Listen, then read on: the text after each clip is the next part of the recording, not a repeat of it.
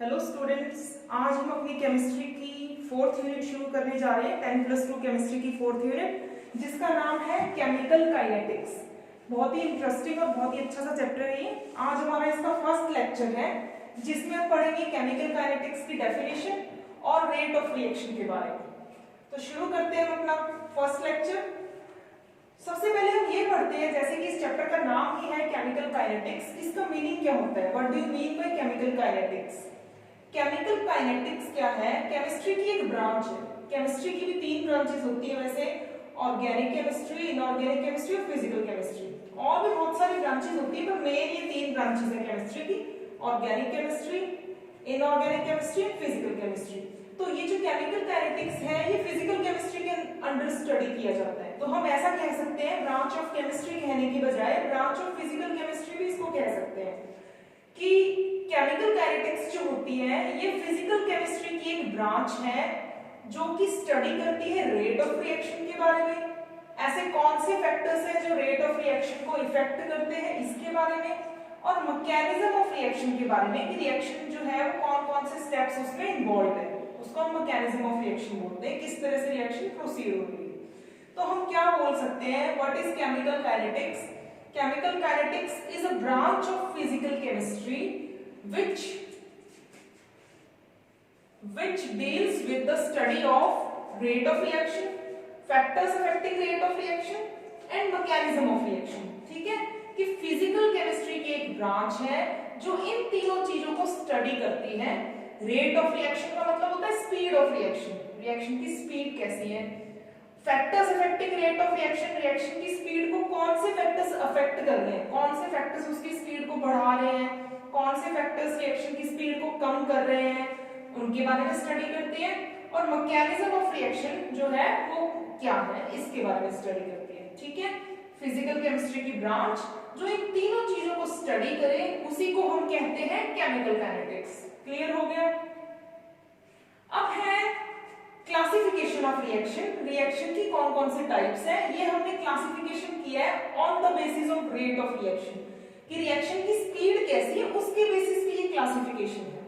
ठीक है, तो रिएक्शन की स्पीड के बेसिस पे रिएक्शन 3 तरह की होती है। वेरी फास्ट रिएक्शंस, ऐसी रिएक्शंस जो बहुत फास्ट हैं, जो फ्रैक्शन ऑफ सेकंड्स में हो जाती हैं। ठीक है, और उसके बाद सेकंड टाइप है वेरी स्लो रिएक्शंस, जो बहुत स्लो हैं, जिनको डेज या मंथ्स लग जाते हैं जिन रिएक्शंस को होने में। और थर्ड टाइप है मॉडरेट रिएक्शंस, जो ना ही ज्यादा फास्ट है और ना ही ज्यादा स्लो है, जो कि मॉडरेट स्पीड से होती हैं। ऐसी रिएक्शंस को हम बोलते हैं मॉडरेट रिएक्शंस। ठीक है, तो सबसे पहली है वेरी फास्ट रिएक्शंस। जैसा कि मैंने आपको बताया, वेरी फास्ट रिएक्शंस को होने में कितना टाइम लगता है, फ्रैक्शन ऑफ सेकंड, 1 सेकंड से भी बहुत कम टाइम लगता है। जैसे कि 10⁻⁻12 से लेके 10⁻16 सेकंड, बहुत ही छोटा टाइम है ये।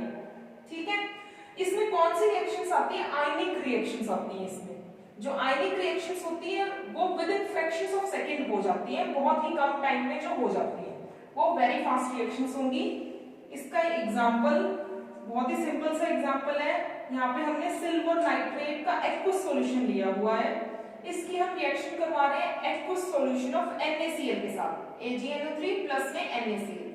ठीक है, तो यहाँ पे भी आयंस है और यहाँ पे भी आयंस है, ये इलेक्ट्रोलाइट है। ठीक है, एक्वस सॉल्यूशन में डिसोसिएटेड रहेगी, सिल्वर के आयंस और नाइट्रेट के आयंस रहेंगे, इसमें सोडियम के आयंस और क्लोराइड के आयंस रहेंगे। ठीक, तो आपस में जब इन दोनों सॉल्यूशन को हम मिक्स कर देंगे, इनकी रिएक्शन होगी, तो क्या होगा, यहाँ पे सिल्वर क्लोराइड बन जाएगा प्लस में सोडियम नाइट्रेट बन जाएगा। सिल्वर क्लोराइड जो कि प्रेसिपिटेट के फॉर्म में डिपॉजिट हो जाता है, सॉलिड लिखते हैं हम इसमें क्योंकि ये सॉल्युबल नहीं है, और सोडियम नाइट्रेट ये सॉल्युबल है, इसका एक्वस सॉल्यूशन हम लिखेंगे। तो सिंपल सी रिएक्शन है, सिल्वर नाइट्रेट और NaCl के बीच में, सोडियम क्लोराइड के बीच में जब रिएक्शन होती है इनके एक्वस सॉल्यूशन में, तो सिल्वर क्लोराइड के प्रेसिपिटेट बनते हैं प्लस में सोडियम नाइट्रेट। ठीक है, तो ये आयनिक रिएक्शंस होती हैं जो बहुत ही ज्यादा फास्ट होती है। उसके बाद है very slow reactions. Very slow reactions कौन सी रिएक्शंस होती हैं, जिनको कंप्लीट होने में नंबर ऑफ डेज या मंथ्स लग सकते हैं। बहुत ही सिंपल सा इसका एक एग्जांपल है जो हम सबने देखा भी अपनी डेली लाइफ में, rusting of iron. Rusting of iron जो है, आयरन को जंग लगने की जो प्रोसेस है वो बहुत ही स्लो होती है, डेज या फिर मंथ्स भी इसमें लग जाते हैं। फिर उसके बाद है मॉडरेट रिएक्शंस। मॉडरेट रिएक्शंस कौन सी रिएक्शंस होती हैं? ऐसी रिएक्शंस होती हैं which are neither very fast nor very slow, जिनको मॉडरेट टाइम लगता है कंप्लीट होने में। बहुत ज्यादा फास्ट भी नहीं होती, बहुत ज्यादा स्लो भी नहीं होती, कुछ मिनट्स में जो कंप्लीट हो जाती है, ठीक है। तो कुछ आवर्स भी लग सकते हैं, लेकिन इस तरह नहीं है कि नंबर ऑफ डेज या मंथ्स लग जाए, फ्रैक्शन ऑफ सेकंड में हो जाए, ठीक है। जो ना ही ज्यादा फास्ट है और ना ही ज्यादा स्लो है, उनको मॉडरेट रिएक्शंस कहते हैं। जैसे कि हमारे पास है ये अमोनिया की फॉर्मेशन, नाइट्रोजन प्लस में हाइड्रोजन, इनकी जब रिएक्शन होती है तो अमोनिया हमारे पास बनती है NH3। ये क्या है? मॉडरेट रिएक्शन है। इसी तरह सुक्रोज की हाइड्रोलिसिस, ठीक, सुक्रोज क्या है? C12H22O11, ये हमारे पास क्या है? सुक्रोज। इसकी हाइड्रोलिसिस कर रहे हैं, मतलब इसकी ब्रेकिंग कर रहे हैं हम, ये ब्रेक हो जाता है सुक्रोज। अगर हम इसकी एसिडिक हाइड्रोलिसिस करें तो हमारे पास क्या बनेगा? ग्लूकोज प्लस में फ्रक्टोज, C12H22O11। इसकी जब हाइड्रोलिसिस करेंगे सुक्रोज की तो एक मॉलिक्यूल ग्लूकोज का बनेगा और एक मॉलिक्यूल फ्रक्टोज का। तो ये मॉडरेट रिएक्शंस में आती है। अब जो केमिकल काइनेटिक्स है, ये जो ब्रांच होती है, ये रेट ऑफ रिएक्शन को स्टडी करती है, लेकिन ये वेरी फास्ट रिएक्शंस के रेट को भी नहीं स्टडी करेगी और वेरी स्लो रिएक्शंस के रेट को भी नहीं स्टडी करेगी। हम कैसे रिएक्शंस के साथ डील करेंगे? मॉडरेट रिएक्शंस के साथ। तो इस चैप्टर में हम मॉडरेट रिएक्शंस के साथ ही डील करेंगे। इन्हीं के रेट को हम स्टडी करेंगे, इन्हीं के फैक्टर्स को स्टडी करेंगे कि इनके रेट को कौन से फैक्टर्स अफेक्ट करते हैं, इनकी स्पीड का जो इनकी स्पीड पर कौन से फैक्टर्स का इफेक्ट होता है, कौन से फैक्टर्स इनकी स्पीड को बढ़ाते हैं, कौन से फैक्टर्स इनकी स्पीड को कम करते हैं, और इन्हीं के मैकेनिज्म के बारे में हम पढ़ेंगे। तो हमें वेरी फास्ट और वेरी स्लो रिएक्शन से डील नहीं करना है इस चैप्टर में। तो हमारे लिए कौन सी रिएक्शन इंपॉर्टेंट है? Moderate reactions. इन्हीं के रेट के बारे में हम स्टडी करेंगे इस चैप्टर में, ठीक है। इतना क्लियर हो गया? अभी तक हमने मेन क्या पढ़ा है कि केमिकल काइनेटिक्स क्या होता है, फिजिकल केमिस्ट्री की ब्रांच जो इन तीनों फैक्टर्स को स्टडी करती है, रेट ऑफ रिएक्शन को, factors affecting rate of reaction को, और मैकेनिज्म ऑफ रिएक्शन को।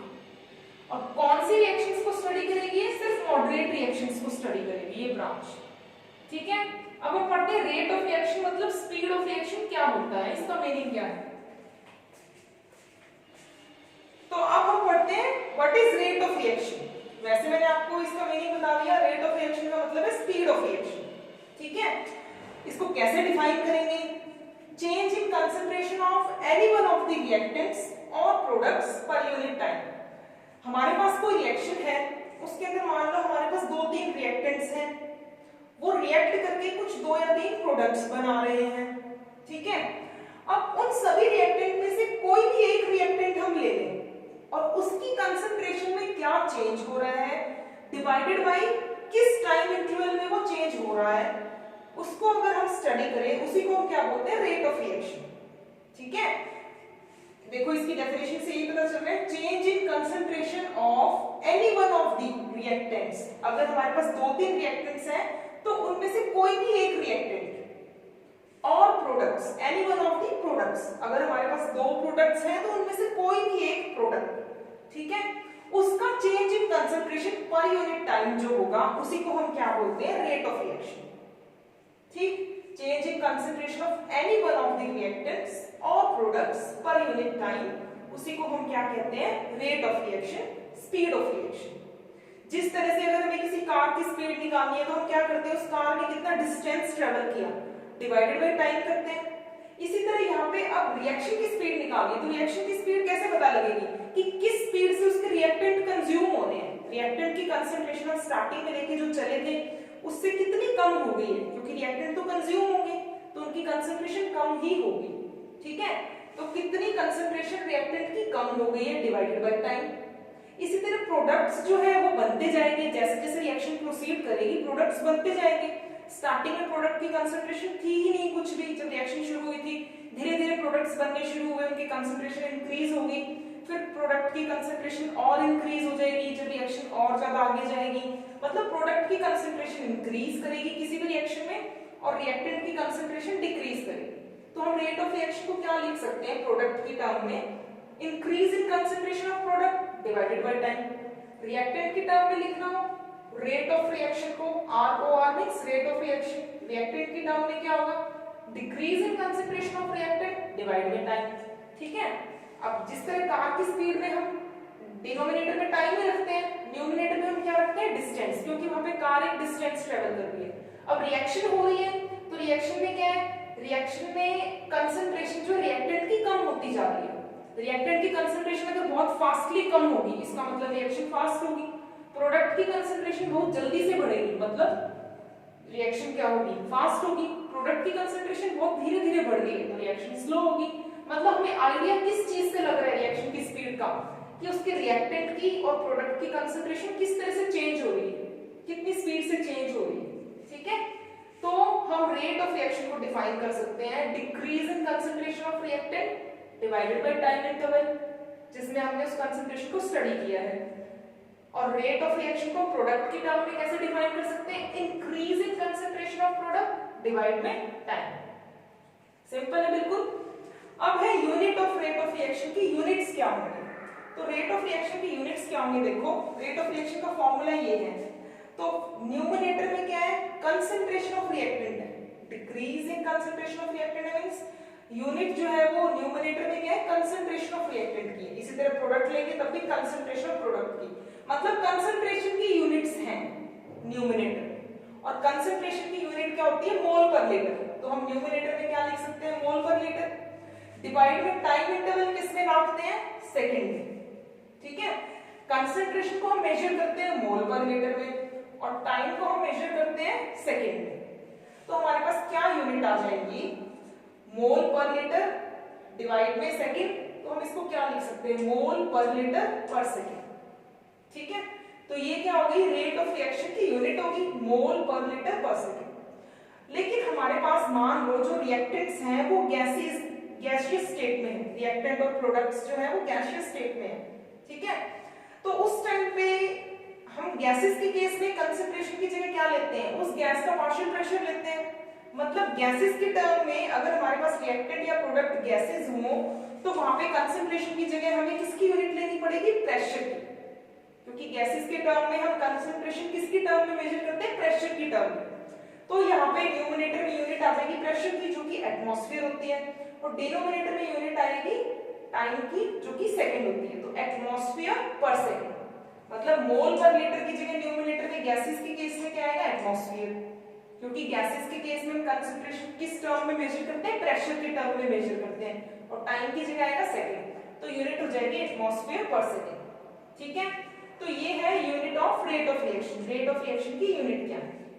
ठीक, अब है आपको एक रिएक्शन का एग्जांपल लेके दिखाती हूँ। हमारे पास एक रिएक्शन है ये अमोनिया की फॉर्मेशन की N2 प्लस में H2, इनकी जब रिएक्शन होती है तो NH3 बनता है। इस रिएक्शन को हमने बैलेंस कर दिया है, 1 मॉलिक्यूल N2 का रिएक्ट करता है, 3 मॉलिक्यूल हाइड्रोजन के रिएक्ट करते हैं, तो 2 मॉलिक्यूल जो है वो किसके बनते हैं अमोनिया के बनते हैं। ठीक है, अब इस रिएक्शन में आपको रेट ऑफ रिएक्शन के लिए फॉर्मूला लिखना है, सिर्फ फॉर्मूला हमको लिखना है। तो हम फॉर्मूला किस तरह से लिखेंगे, रेट ऑफ रिएक्शन को हम रिएक्टेंट के टर्म में भी लिख सकते हैं प्रोडक्ट के टर्म में भी लिख सकते हैं। ठीक है, अभी हमने पढ़ा, तो रेट ऑफ रिएक्शन को अगर हम N2 की टर्म में लिखें, कोई भी एक रिएक्टेंट हम ले सकते हैं, तो हम दोनों की टर्म में फॉर्मूला लिख के दिखाएंगे, पहले नाइट्रोजन की टर्म में। तो रेट ऑफ रिएक्शन क्या होगा, चेंज इन कंसंट्रेशन के लिए हमने लिख दिया डेल्टा, चेंज किससे रिप्रेजेंट किया है डेल्टा से। ठीक है, और कंसंट्रेशन हम हमेशा स्क्वायर ब्रैकेट से रिप्रेजेंट करते हैं। अब N2 की कंसंट्रेशन में चेंज है तो डेल्टा N2 के ऊपर स्क्वायर ब्रैकेट लगाने का मतलब है कंसंट्रेशन ऑफ N2 और डेल्टा का मतलब है change in concentration of nitrogen. ठीक है, डिवाइड में टाइम इंटरवल डेल्टा टी, मान लो 5 मिनट्स में इसके कंसंट्रेशन में क्या चेंज आया है, तो हमने नीचे टाइम 5 मिनट्स लिया हुआ है। ठीक है, तो यहाँ पे क्या है चेंज इन कंसंट्रेशन N2 की, उसको हम इस तरह से रिप्रेजेंट करेंगे, डेल्टा चेंज को रिप्रेजेंट करते हैं, स्क्वायर ब्रैकेट कंसंट्रेशन को रिप्रेजेंट करते हैं, और जिसकी भी कंसंट्रेशन चेंज हो रही है उसको हम स्क्वायर ब्रैकेट के अंदर रखेंगे। तो डेल्टा N2 डिवाइड में डेल्टा T, ये नाइट्रोजन की टर्म में रेट ऑफ रिएक्शन हो गया। इसके आगे देखो हमने माइनस लगाया है, ये माइनस किसको रिप्रेजेंट कर रहे हैं डिक्रीज को, ठीक है, ये माइनस लगाना क्यों इंपॉर्टेंट है, क्योंकि स्पीड कभी भी नेगेटिव में नहीं आएगी। ठीक है, जैसे कार की स्पीड हमें मेजर करनी है तो नेगेटिव में तो नहीं आएगी ना उसकी स्पीड, तो स्पीड नेगेटिव में नहीं आएगी और N2 की कंसंट्रेशन डिक्रीज कर रही है, तो स्टार्टिंग में जो नाइट्रोजन की कंसंट्रेशन होगी वो ज्यादा होगी और फाइनल हम कंसंट्रेशन जो उसकी मेजर कर रहे हैं वो कम होगी। कम में से हम ज्यादा को माइनस करेंगे तो हमारे पास जो क्या है नेगेटिव आएगी वैल्यू। उस नेगेटिव को इस नेगेटिव से मल्टीप्लाई कर दें जो हमने पहले से लगा दिया इस फॉर्मूला में, तो जो ओवरऑल स्पीड आती है रिएक्शन की वो पॉजिटिव आ जाएगी। तो स्पीड रिएक्शन की जो रेट है, रिएक्शन का जो स्पीड है, रिएक्शन का जो रेट है वो पॉजिटिव आए, इसीलिए हमने रिएक्टेंट वाले फॉर्मूले में पहले से ही नेगेटिव लगा दिया है। इस नेगेटिव का मतलब सिर्फ और सिर्फ इतना है कि रिएक्टेंट की कंसंट्रेशन जो है डिक्रीज कर रही है, इसलिए हमने नेगेटिव लगा दिया। ठीक है, तो ये फॉर्मूला N2 की टर्म में हो गया। अब हाइड्रोजन की टर्म में लिखना है, ध्यान से सुनो, इसको बहुत इंपॉर्टेंट है ये। Delta H2 by delta T लिखेंगे इसको। Change in concentration of hydrogen, concentration के लिए स्क्वायर ब्रैकेट लिखना जरूरी है, सिंपल ब्रैकेट नहीं लिख सकते। डेल्टा का मतलब है चेंज। नेगेटिव हमें इसमें लगाना ही पड़ेगा क्योंकि हम रिएक्टेंट की टर्म में लिख रहे हैं और रिएक्टेंट में कंसंट्रेशन का होता है डिक्रीज, इस डिक्रीज को रिप्रेजेंट करता है ये नेगेटिव। तो रेट ऑफ रिएक्शन हाइड्रोजन की टर्म में क्या आएगा, delta H2 by delta T multiply में नेगेटिव हमें लगाना ही है 1/3। ये 1/3 बहुत इंपॉर्टेंट है। ये 1/3 हमने क्यों लगाया है, ये जो यहाँ पे जो कोफिशिएंट है वो रेट ऑफ रिएक्शन में डिवाइड में आ सकता है, ये आपको याद रखना है, ध्यान रखना है, इसको भूल नहीं जाना है। अगर आप इसको सिंपली 1/3 नहीं लिखोगे, delta H by delta T लिख दोगे तो वो रेट ऑफ रिएक्शन नहीं आएगा। ठीक है, तो रेट ऑफ रिएक्शन के लिए ये ध्यान रखना है। यहाँ पे तो देखो कोई कोफिशिएंट था ही नहीं 1, तो उसकी 1/1 लिखे तो उसका कोई मतलब नहीं है। ठीक है, यहाँ पे कोफिशिएंट है, स्टोइचियोमेट्रिक कोफिशिएंट है इस रिएक्शन में 3, तो यहाँ पे जब हम रेट ऑफ रिएक्शन लिखेंगे हाइड्रोजन की टर्म में तो इस 3 को हमें डिवाइड में लाना है, यहाँ पे 1/3 लिखना है। ठीक है, ये ध्यान रखना है। तो ये क्या हो गया, -1/3 मल्टीप्लाई में delta H2 by delta T, ये हाइड्रोजन की टर्म में रेट ऑफ रिएक्शन हो गया।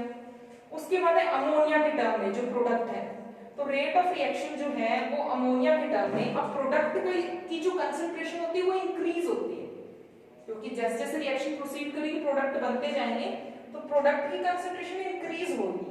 ठीक है, तो इसीलिए हमें इसमें नेगेटिव लगाने की जरूरत नहीं है, नेगेटिव सिर्फ डिक्रीज को रिप्रेजेंट कर रहा था, रिएक्टेंट वाले फॉर्मूले में ही लगाना है।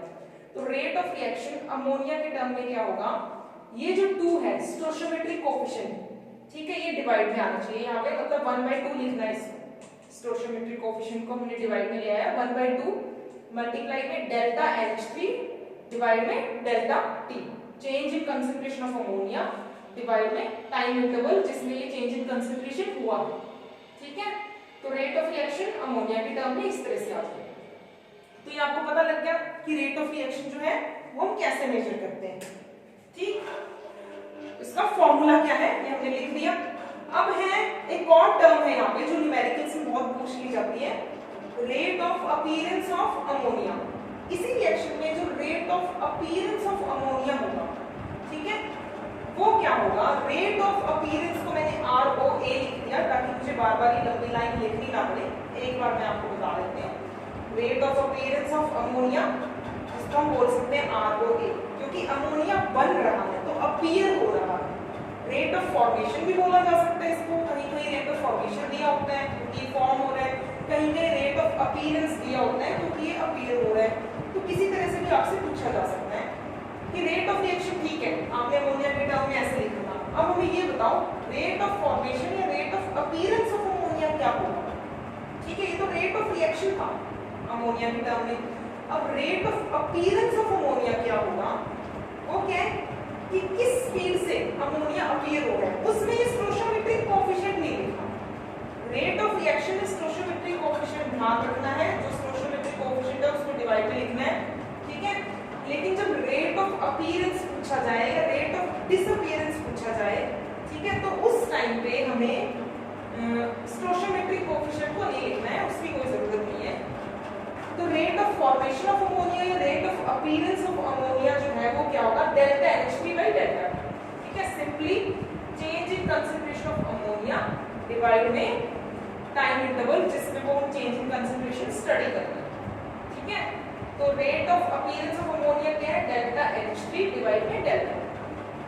फिर है rate of disappearance of N2, ठीक है। अब रिएक्टेंट कंज्यूम हो रहे हैं तो ये डिसअपीयर होते जाएंगे धीरे धीरे, पहले थोड़ा कम डिसअपीयर हुए, फिर थोड़ा और ज्यादा डिसअपीयर हुए, फिर थोड़ा और ज्यादा, मतलब कंज्यूम होते जाएंगे, रिएक्टेंट्स रिएक्शन में कंज्यूम होते जाएंगे। तो रेट ऑफ कंजम्पशन भी आ सकता है, rate of disappearance of N2 भी आ सकता है। तो rate of disappearance of N2 क्या होगा, कोई स्टोइचियोमेट्रिक कोएफिशिएंट नहीं लगाना, change in concentration of nitrogen divide by time interval, ठीक है। इसी तरह rate of disappearance of ROD, simply मैंने लिख दिया rate of disappearance of hydrogen, ठीक है, पूरा लिखने की बजाय rate of disappearance ROD, rate of disappearance of hydrogen, वो क्या होगा, change in concentration of hydrogen divide by time interval, ठीक है। अब आपको ये पता लग गया कि रेट ऑफ रिएक्शन का फॉर्मूला क्या है और किसी भी रिएक्टेंट का रेट ऑफ डिसअपीयरेंस का फॉर्मूला क्या है और किसी भी प्रोडक्ट का रेट ऑफ अपीयरेंस का फॉर्मूला क्या है। अब इसके बेसिस पे मैं आपको एक क्वेश्चन जो है वो सॉल्व करके दिखाती हूँ। क्वेश्चन क्या है हमारे पास, देखो 2 मोल्स ऑफ N2, ये वाली ही रिएक्शन हम ले रहे हैं इस क्वेश्चन में, अमोनिया की फॉर्मेशन के लिए ये रिएक्शन यहाँ पे लिखी हुई है। इस रिएक्शन में वो कह रहा है कि 2 moles of N2 disappear in 1 minute, कि 2 मोल N2 के डिसअपीयर हो जाते हैं 1 मिनट में। और हमें फाइंड आउट क्या करना है, we have to find out rate of disappearance of hydrogen, rate of disappearance of hydrogen जो है वो फाइंड आउट करना है, ठीक है। एंड सेकंड फाइंड आउट करना है rate of appearance of ammonia, ammonia का rate of appearance means rate of formation. अब इस क्वेश्चन को हम सॉल्व करते हैं।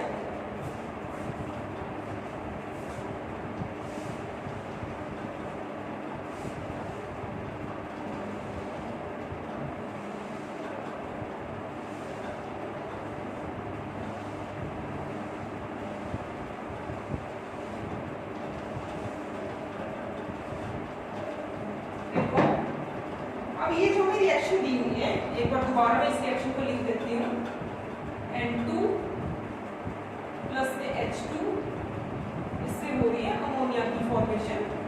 इसको बैलेंस करने के लिए हमने यहाँ पे 2 लगा दिया, यहाँ पे 3 लगा दिया। अब उसने क्या दिया हुआ है हमें, 2 moles of N2 disappear in 1 minute, ठीक है, मतलब rate of disappearance of nitrogen दिया हुआ है, हमें दिया हुआ है rate of disappearance of N2, कितना दिया हुआ है rate of disappearance of N2 के लिए पहले हम फॉर्मूला लिखते हैं। क्या फॉर्मूला होगा, डेल्टा N2 डिवाइड में डेल्टा T, ठीक है।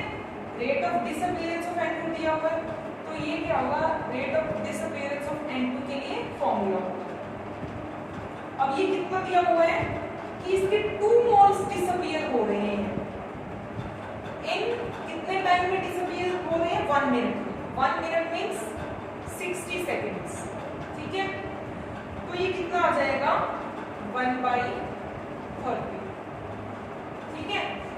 अब रेट ऑफ रिएक्शन का क्या फॉर्मूला है, इससे हमें यहाँ पे रेट ऑफ रिएक्शन का भी पता लग रहा है। अगर आपको रेट ऑफ रिएक्शन पूछ लिया जाए, रेट ऑफ रिएक्शन क्या होगा, रेट ऑफ रिएक्शन भी तो यही होगा, minus delta N2 change in concentration of nitrogen divide में डेल्टा T।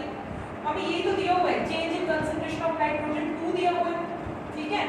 तो माइनस का तो सिर्फ इतना मतलब है डिक्रीज, ओवरऑल इसको पॉजिटिव लाने के लिए हम माइनस लगाते हैं। तो यहाँ पे हमें डायरेक्टली इन्होंने पॉजिटिव वैल्यू ही दी हुई है, change in concentration, change in concentration positive आ जाए उसके लिए हम यहाँ पे माइनस पहले से लगा देते हैं, क्योंकि फाइनल कंसंट्रेशन जो होती है रिएक्टेंट की वो कम होती है और इनिशियल ज्यादा होती है। कम में से ज्यादा को माइनस करेंगे तो नेगेटिव आता है, और उससे और नेगेटिव को मल्टीप्लाई कर देते तो पॉजिटिव आ जाएगा।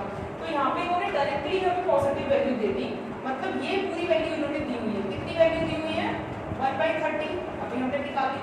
तो इस केस में क्योंकि N2 के आगे कोई स्टोइचियोमेट्रिक कोएफिशिएंट है ही नहीं यहाँ पे, ठीक है, तो जो rate of disappearance of N2 है वही रेट ऑफ रिएक्शन जो है हमारे पास है, ठीक है, क्योंकि rate of disappearance of N2 के लिए जो फॉर्मूला है वही रेट ऑफ रिएक्शन के लिए फॉर्मूला है।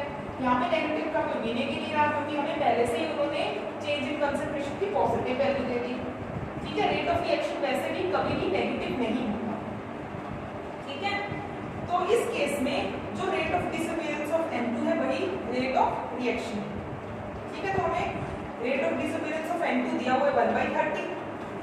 1/30 ये क्या है, मोल पर लीटर और सेकेंड, ठीक है।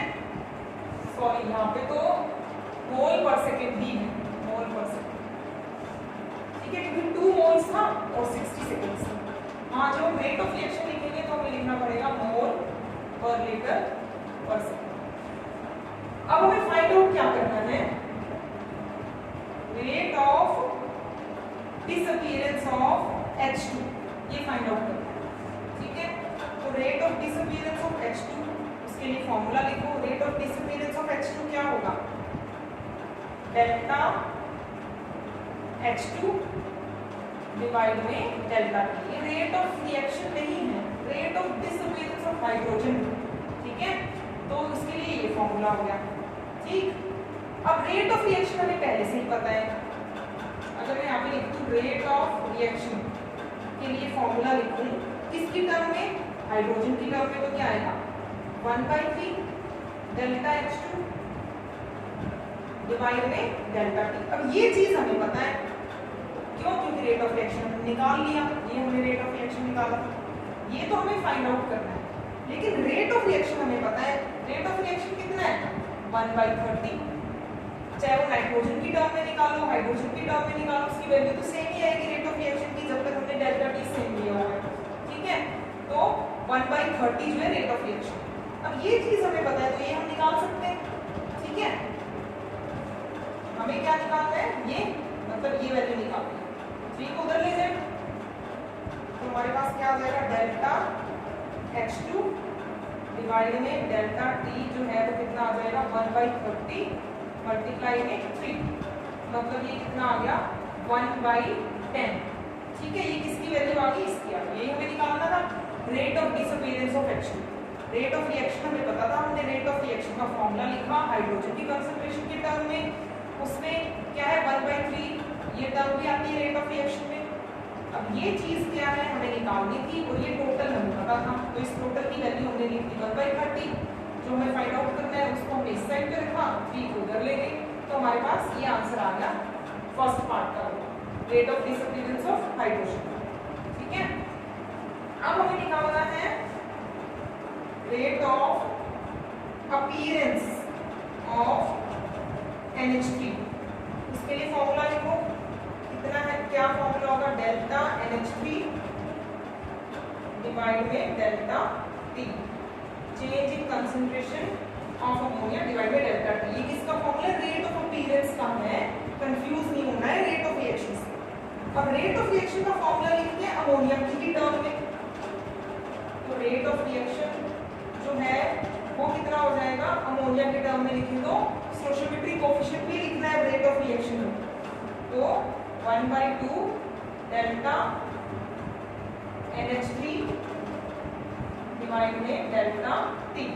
अब ये वाली वैल्यू हमें पता है रेट ऑफ रिएक्शन की, हमने स्टार्टिंग में निकाली है। रेट ऑफ रिएक्शन कितना है 1/30। अब ये पूरी वैल्यू 1/30 है, लेकिन हमें निकालना क्या है, सिर्फ ये चीज निकालनी है, यही तो है rate of appearance of ammonia, ठीक है।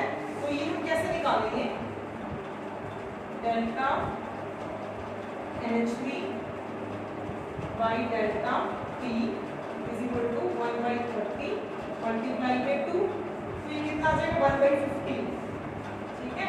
इसकी वैल्यू आ जाएगी 1/15, ठीक। तो ये हमारे पास ये सेकंड पार्ट जो है वो भी आ गया, rate of appearance of ammonia, ठीक है। ये कितना आ गया 1/15। तो इस तरह से बस ये जो हमने क्वेश्चन सॉल्व किया है, इसमें हमने क्या दो चीज फॉर्मूले यूज किए हैं, एक तो रेट ऑफ रिएक्शन का, एक रेट ऑफ अपीयरेंस या रेट ऑफ डिसअपीयरेंस का। सिर्फ क्या क्या ध्यान रखना है, रेट ऑफ रिएक्शन में स्टोइचियोमेट्रिक कोएफिशिएंट जो है उसको लिखना इंपॉर्टेंट होता है, रेट ऑफ अपीयरेंस और डिसअपीयरेंस में स्टोइचियोमेट्रिक कोएफिशिएंट जो है वो नहीं लिखना।